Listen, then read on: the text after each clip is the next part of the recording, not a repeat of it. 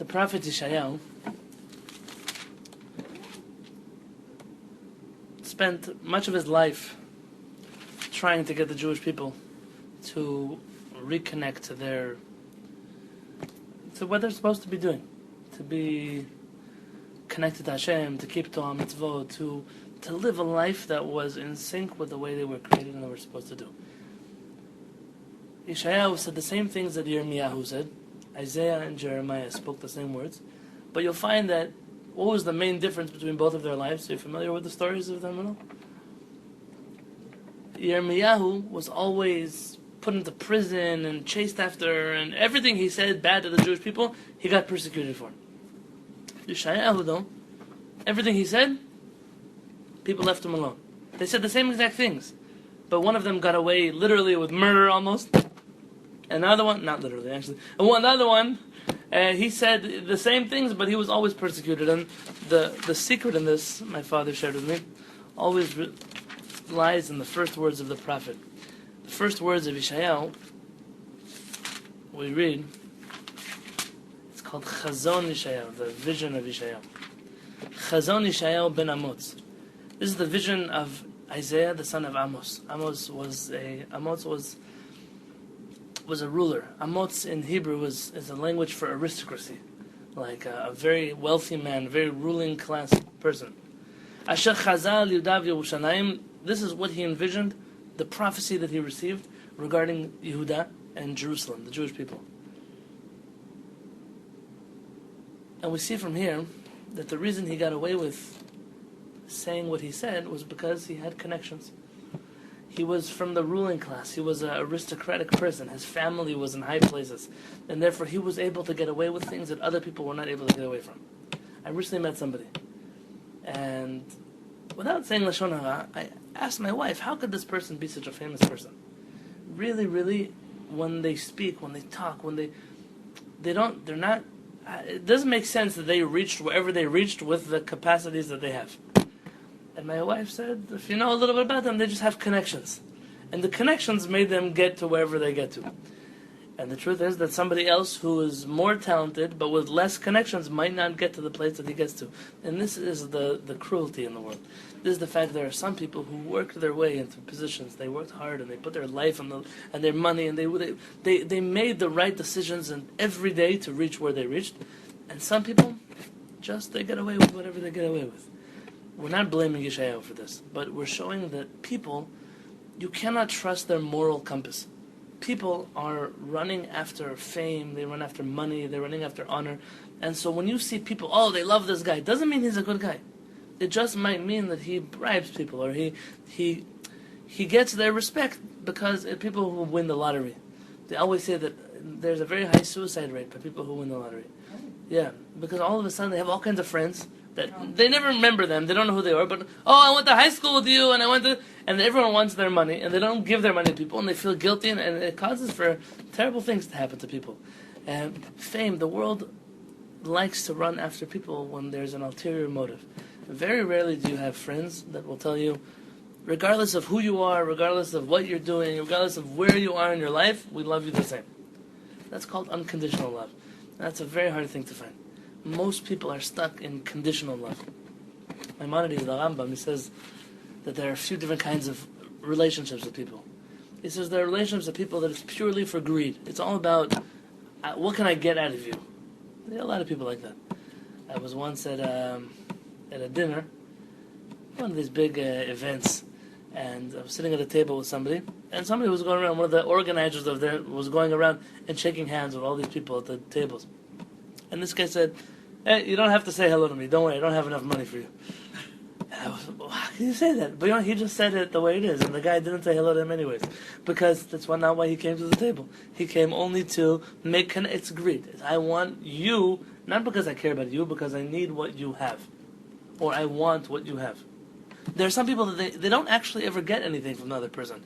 It's just a hope that maybe one day they'll do something for me. Maybe one day they'll take me somewhere. Whatever it is they're going after. It says the Rambam, it's the lowest level of friendship. So why are they still considered your friends if it's for an ulterior motive? Why is it still a friend? We all crave connections.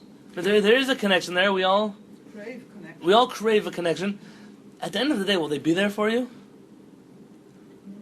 Not on a deep level, but let's say you really need something and you forgot to get something at the grocery store and they want to impress you as you call them. They might do things for you because they want something from you.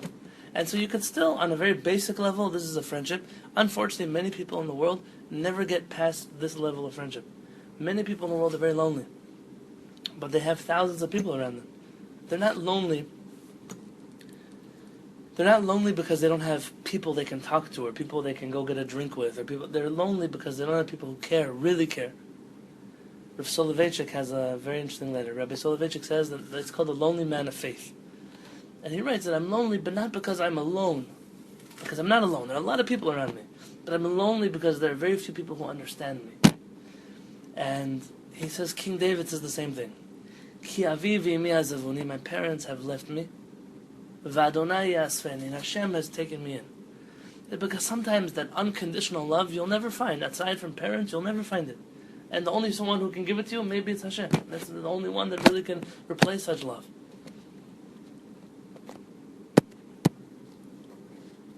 The Rambam says the next level of friendship is a person who it's convenient to be your friend. They're not expecting anything from you, but you do enough good for them that they want to help you. They do enough good for you that you want to help them. It's more what we would call like a, not my best friend, but a friend, somebody who hangs around.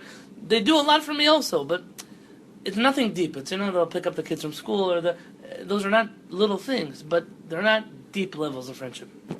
The Rambam says, what's the highest level of friendship? It says two people who are committed to growing with each other spiritually. Two people who say, I don't care how much money you have, I don't care what you look like, I don't care how you dress, all these things don't bother me. I care so much about who you are and what you need to be and where you can go with your life, and you care so much about who I am and what I'm doing and that makes for the highest friendship in the world. It's actually for this reason that many rabbis suggest that when two people are dating each other, they're not married yet, like a young couple comes, and they want to learn Torah together, they want to learn wisdom together, we tell them not to do it. Because it's not good for them to have that deep of a connection before they're married. It might sound clear. What do you mean? That's a great thing. And they want to learn together. It's a very intimate kind of connection. And the Rambam says that needs to wait. But to know that everything in the world has an order and has levels, and that's why we're speaking about what we're speaking about today. What is tshuva, coming close to Hashem? Why do I need to do tshuva? What did I do that causes me to need to return?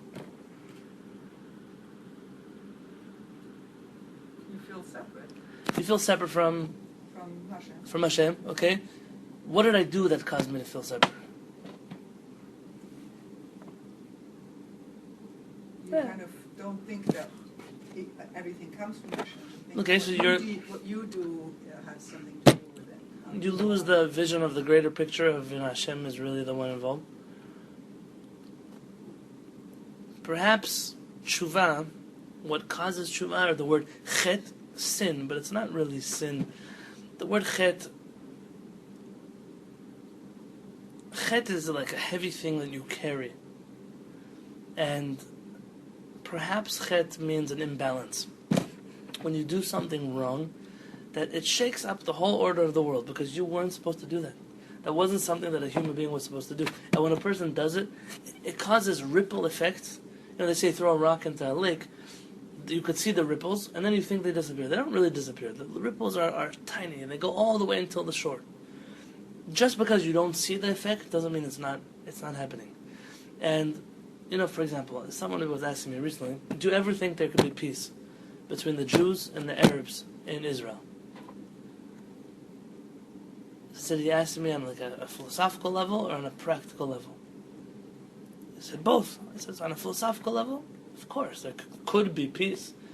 There are people that could get along with each other if the right people do the right things in the right place at the right time. There's no reason why it has to stay this way. But on a practical level, in Israel, almost every person in the country has a family member or a friend who was killed in a war with the Arab neighbors. And no politician in the world and no peace treaty in the world will heal that a child grew up without a father, a wife raised her kids without a husband, or parents had to die and they saw their children pass away. It's not a normal thing for a parent to be by a child's funeral. And that 20 years, 30 years later doesn't go away. And it builds a certain hatred, it goes on both sides of this fight. It's not just on one side. But you can't expect people to get over something that is so big to them. You could hope that people will, let's put aside our differences, but it's not about the oil, and it's not about the security, and it's not about the borders, and it's a lot about personal feelings. There are personal feelings here that nobody can heal. One person who blew up a bus somewhere has now changed an entire family's life for the rest of history. The grandchild is not going to have a grandfather or a grandmother. The friends that went to school will go to class every year, and there's going to be one chair empty in the class. Their whole life is going to be an entire imbalance. And this imbalance is what tshuva comes to fix. Tshuva comes to return the world to the balance that it's supposed to be in. So let's read a little bit about Yeshayahu, how he understands the problems in the world. Yeshayahu Navi says, Al ken rachak mishpat mimeno v'lo tasigenu tzedakah nekaveh la'or v'nei choshech l'ngohot ba'aflot na'anech. So we hope for light, but there is darkness. We hope for brightness, but we walk in deep darkness. The world wants good, but at the end of the day, we're stuck in the dark. And sometimes it's not just about me. Sometimes there are people next to me or people around me that they cause darkness for me too. A secondhand smoker. What is the definition of a secondhand smoker? That you inhale somebody else's smoke. Inhale someone else's smoke. What's the most practical scenario of a secondhand smoker? Parent. There's a child who suffers any kind of birth defects or health problems because their parents smoke. There was a rabbi in Jerusalem last year who put out a letter that halachically, we don't know if morally it's the right thing, but halachically, legally, a child is allowed to sue his parents for reparations for health damages that they caused him because they smoked. Because they don't have the right to smoke in Jewish law, especially not if they're hurting somebody else. See, everything in the world that we do, and I chose smoking because it's not a Jewish thing, it's a world thing.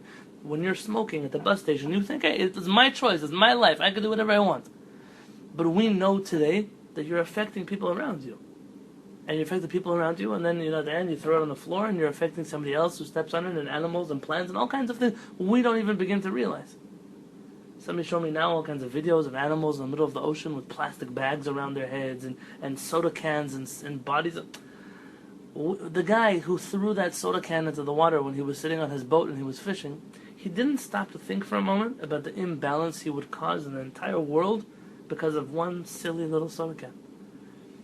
Shaar says we want to do good, but we find ourselves over and over and over again inside of darkness. Negashasha ki'ivrim. We're running around like blind people who are trying to feel the wall. We don't even know which direction to go.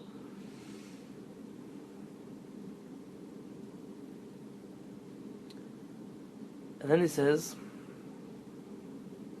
"V'husag achor mishpat u'tzdaka merachok ta'amod." Justice, balance, righteousness, these things have all been thrown behind us. Ki kashela barachov emet u'nchocha lo tuchal lavom.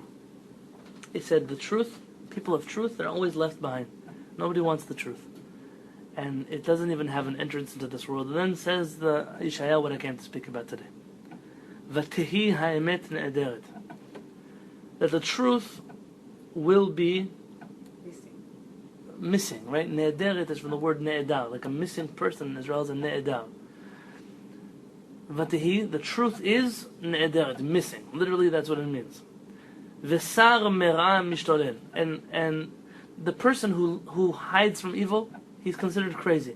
Have you ever sat at a table of friends? I don't want to hear it, it's Lashon Hara. What do they say about you?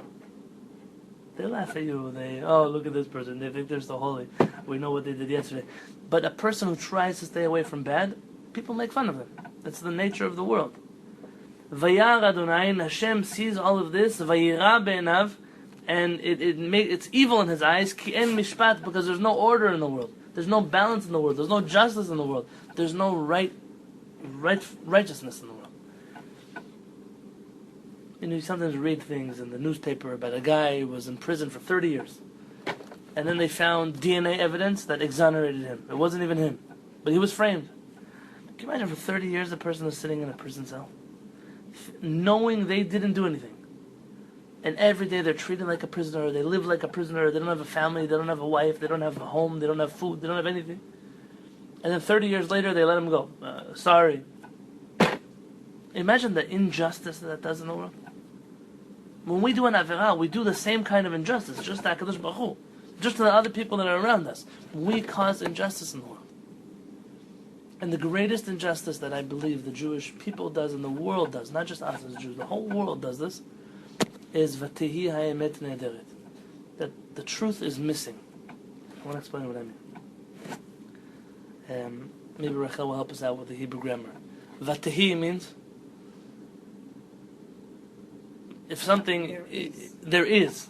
Meaning Vatihi doesn't mean the truth is missing. Rather it means Vatihi ha'emet, there is truth, and ne'ederet, it's missing. It's not that there is no truth in the world. It's like hidden. Very good. Very good. Meaning, if one analyzes the words here, Vatihi ha'emet, there is truth in the world, but ne'ederet, it's missing. It's not here. We can't find it. But it's here. It's somewhere here. Or because we don't want to see it, so we choose not to see it. Right. But it exists. Yeah. It's not that truth doesn't exist and that's why we don't see it. There are people who speak very negatively about the world. It's a bad place, it's bad people, nothing's ever going to be good here. I don't want to bring kids into this universe. Kinds of. That's how you're going to live your life. The world is never going to become a better place. Some of us have to try to make the world a better place. Somebody wants it. I'm trying in my house to make the world a better place. But somewhere over there in some jungle somewhere, people are killing each other. How am I going to stop that from happening? You don't have a responsibility to stop that from happening. You have to make sure that your house doesn't turn into some jungle where people are killing each other. And those people over there have to figure out, and together as a world, we will perfect the world together. But you need truth in order to reach perfection. Truth. So how can truth both exist and still we can't find it? It's still missing. I want to share with you some thoughts from the Talmud. The Talmud says in Masechet Sanhedrin, Rabbi Peretz teaches us, Amar Debei Rav, the house of study of Rav. There was a rabbi. His name was Rabbi. I guess we... Isn't it usually Rabbi Danzi? No, that's Rabbi. When you say Rabbi or Rabbeinu HaKadosh, that's Rabbi Danzi. So Rav said, Melamed, what does it mean that the truth is missing? Melamed shena'aset adarim veholechet la. We find that the truth becomes into groups and it disappears.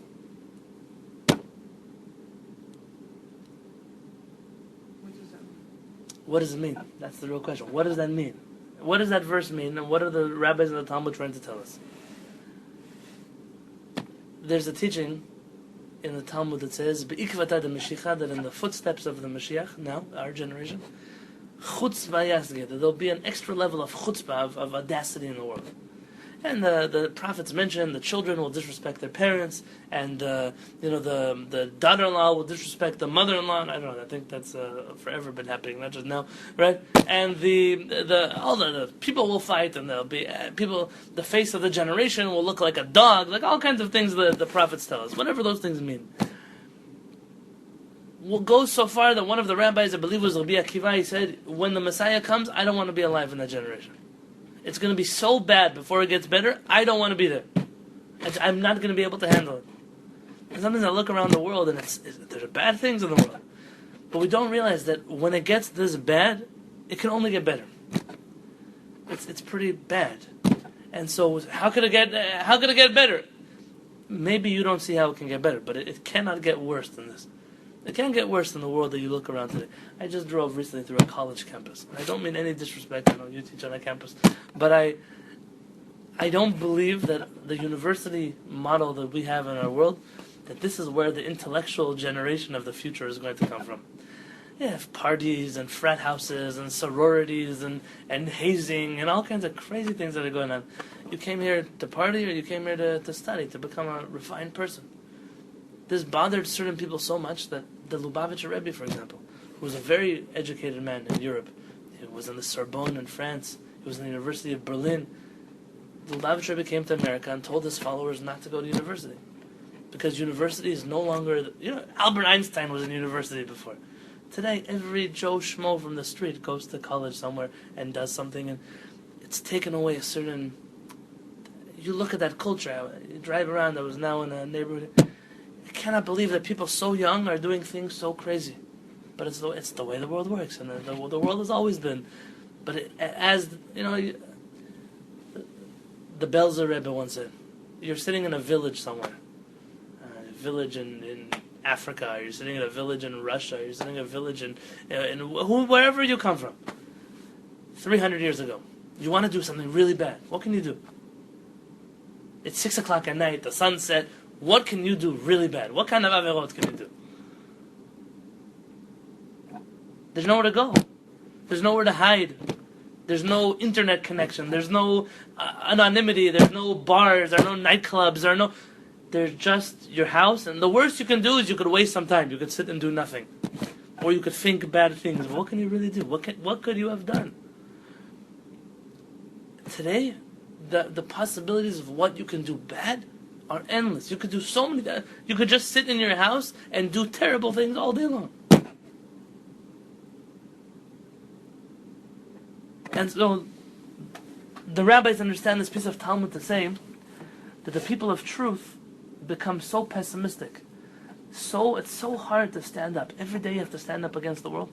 Every day you have to go and say, I'm sorry, I can only eat this food. Again, someone brings free donuts to work and I can't eat them. Again, somebody asked me to come over to their house, but it's on Shabbat. Again, how many times can I tell the people in the world, no, I can't do this, I can't do that, I can't do the third thing.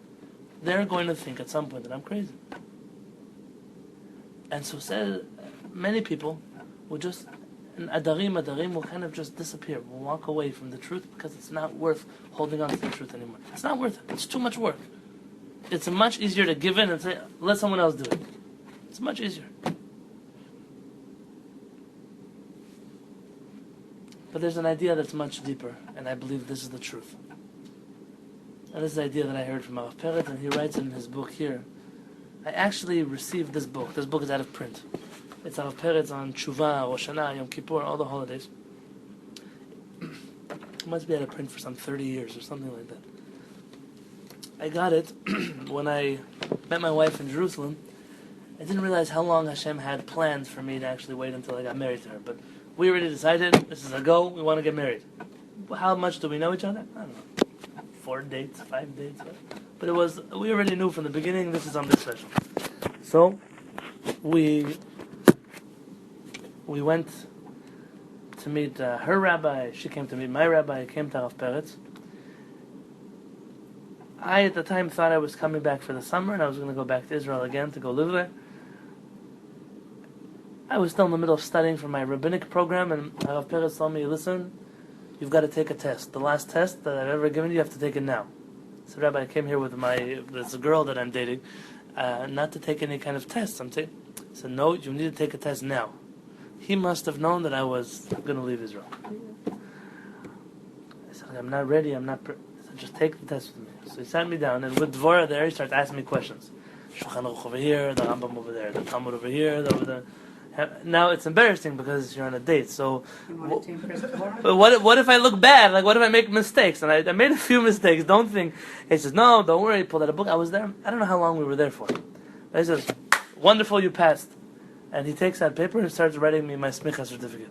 My final. It's on my wall here in San Diego. And then he tells me, I think you should marry her.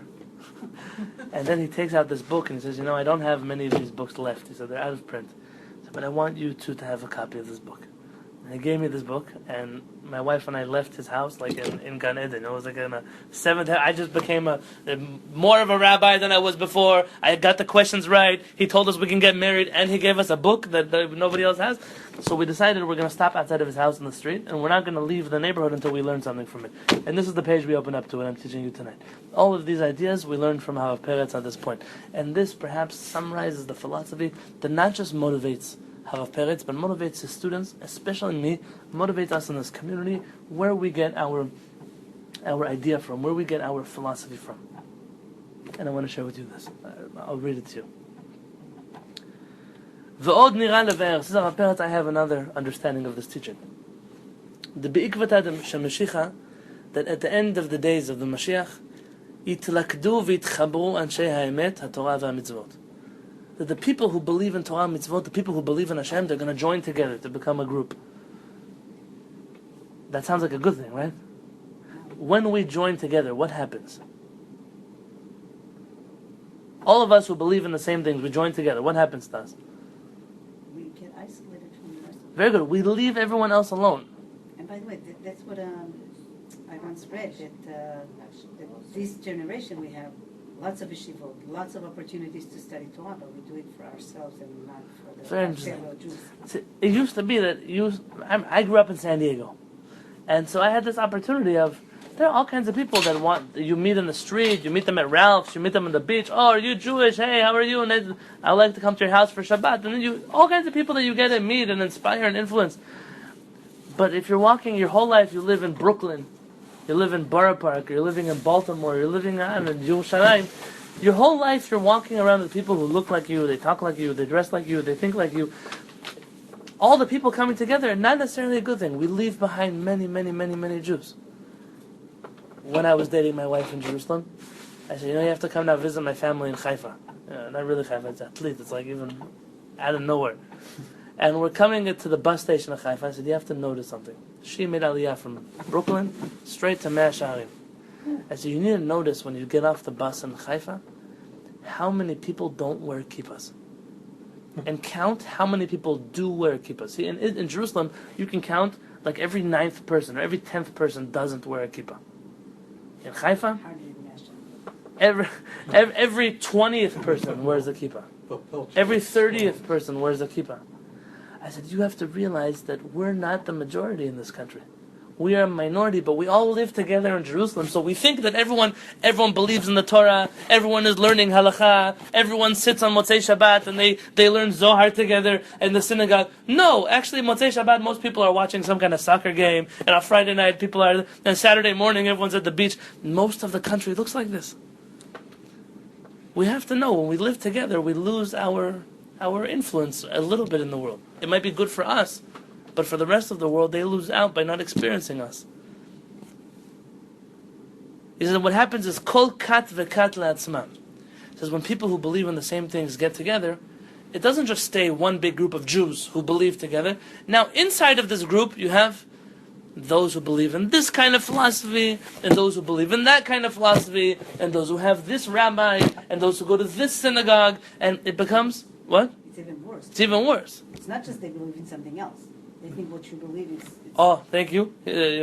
She must have read ahead in the book that she doesn't have. It says, "V'kol achat ve'echad zvura u'machzika she'emet matzui rak etzna."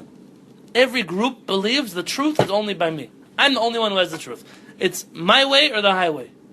The way we believe, the way we practice, the way we act, it's the only way that's good for the world.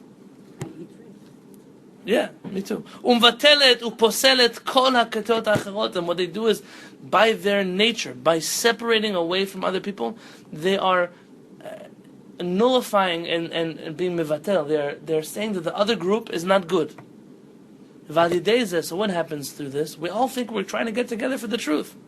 Validezeh rav haperud v'machloket shana l'shem shamayim. Starts to happen all this separation and the fighting that's not for the sake of heaven. V'sinat chinam, and hating people for no reason. And what happens in a situation like that? People try to do something good. The truth says, hey, if this is how you're acting, I'm going to get up and I'm going to leave you. I can't stay in a place like this. ולפי זה המובן של המילה נהדרת הוא עדרים וגם חדלה ואיננה, כלומר על ידי שנעשו עדרים כת וכת עצמה, האמת נהדרת ומסתלקת לה, ובזה אין המקרא יוצא מדי פשוטו. Says Rabbi Peretz is something interesting. When every group takes away their truth, then nobody has the truth. Because if I hold on to my truth and I won't share it with you, and I won't study your truth, then all of us are holding on to part of the truth. But none of us have the whole truth. And when we separate, we think we're doing something great, but we're really not. That's perhaps this idea that I meant to share. Tshuva. We don't just have to do tshuva on an individual level. The world has to do tshuva on a global level. The people have to do tshuva on a national level. The communities have to do tshuva on a communal level. Groups of people have to do tshuva on a group level. When I came to Israel, somebody asked Rabbi Peretz what he thinks about the name of the yeshiva. The name of the yeshiva is Midrash Sfaradi, the Sephardic Midrash, the Sephardic center. He said, I hate the name. I said, why? He said, because why is this just for Sfaradi? He said, what is Sfarad? What does Sfarad mean? Spain. What is Spain? The Jews were exiled. Yeah, he said, we were exiled in Spain, we were persecuted in Spain. He said, Spanish people are Catholics that live in a non-Jewish country. He said, why am I so proud of being Sephardic? He said, Ashkenazi. He said, what is Ashkenazi? German. Ashkenazi is German. He said, who wants an affiliation with Germany? After everything, we want us. I'm still German. Why? He said, a chassid. He said, what is a chassid? He said, why do we have to keep separating and separating and separating? He said, this yeshiva is for everybody. And the truth is that if you go to the library of the yeshiva, it's something that I never thought was possible. It sounds like a nice utopia, but it doesn't actually sound like it's very practical.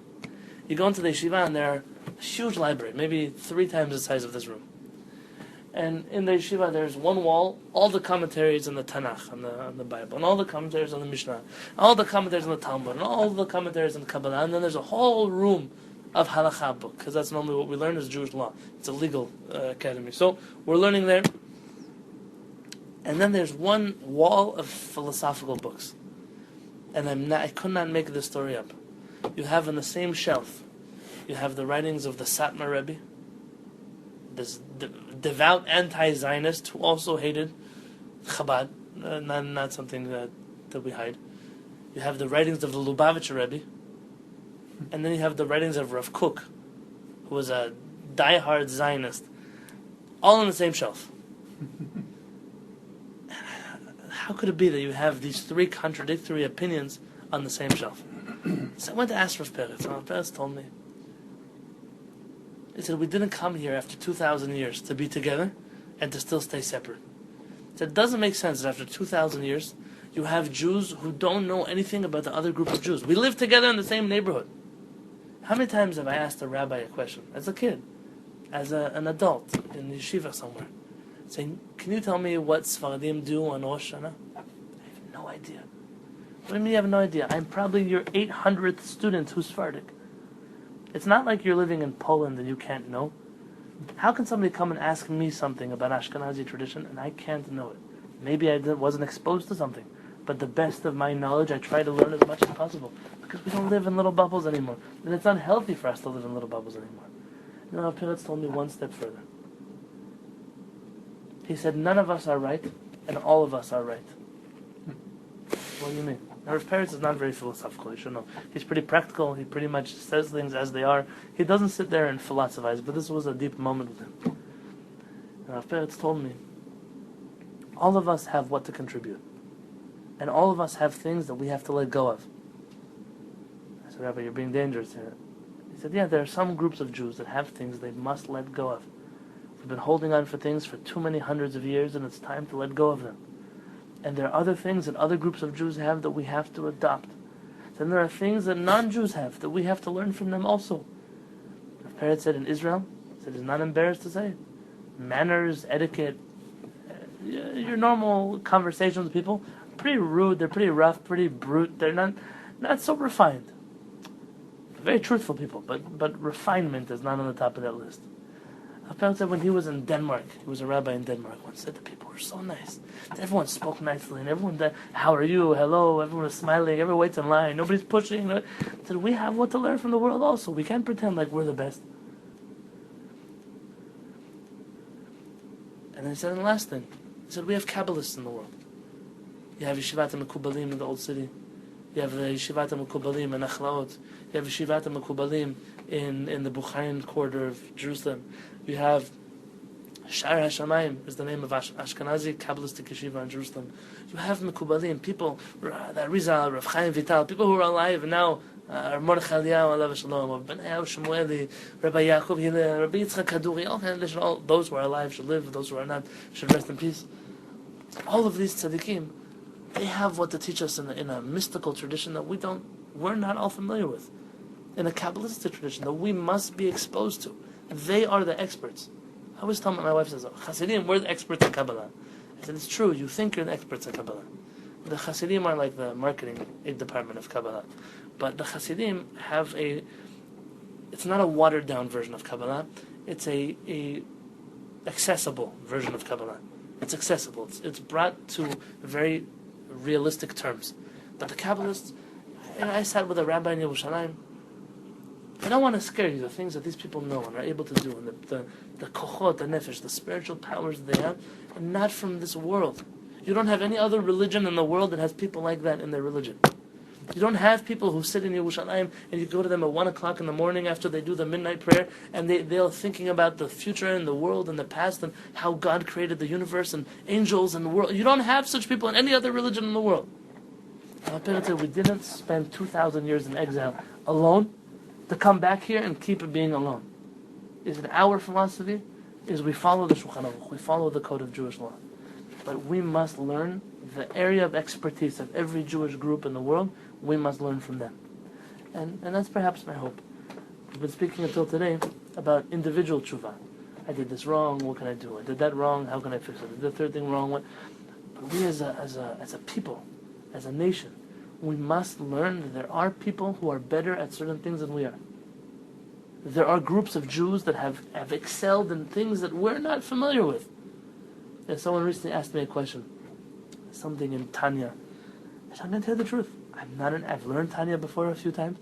I'm not an expert in the Kabbalah of the first Lubavitcher Rebbe. So go find the Chabad rabbi who is, and ask him the question. I don't have to be an expert in everything, but you have to know. You have to know a little bit of everything. You must be exposed. You must realize that if we hold on to our truth, and we don't share it with the world, and if we don't reject the falsehoods that are inside of our customs and our traditions and our things that are so emotionally connected to, we will end up, the truth will disappear, the imbalance will continue, and we will lose the truth. And it's our chance to do tshuva, to teach the world. We must learn from each other. There's a famous song, and this is perhaps the most fitting song to sing on Rosh Hashanah. I believe it must be like Uncle Moshe or something. And it says, don't walk behind me, I may not lead. Don't walk in front of me, I may not follow. Just walk beside me and be my friend, and together we will walk in the ways of Hashem. I don't know who wrote Uncle Moshe. Is this an Uncle Moshe song? You know? Okay. Whoever wrote it didn't realize how deep his words were. We don't have one group of people in the world. We're the leaders. We know everything. Nobody knows everything. Everybody knows a little bit of something. And you have to say, what are you good at? What are they good at? What are this group good at? And take the truth from everybody, and together you'll discover the emet, the true truth. Emet is the seal of Hashem. It's when you discover the true truth, you have got one step closer to Hashem, because Hashem is beyond the truth. Hashem is more than the truth. Hashem can't be boxed in just truth. More than truth. But that's a big step. If the world would realize that we all have what to contribute, we all have what to get rid of, and we all have what to gain from each other. B'ezrat Hashem.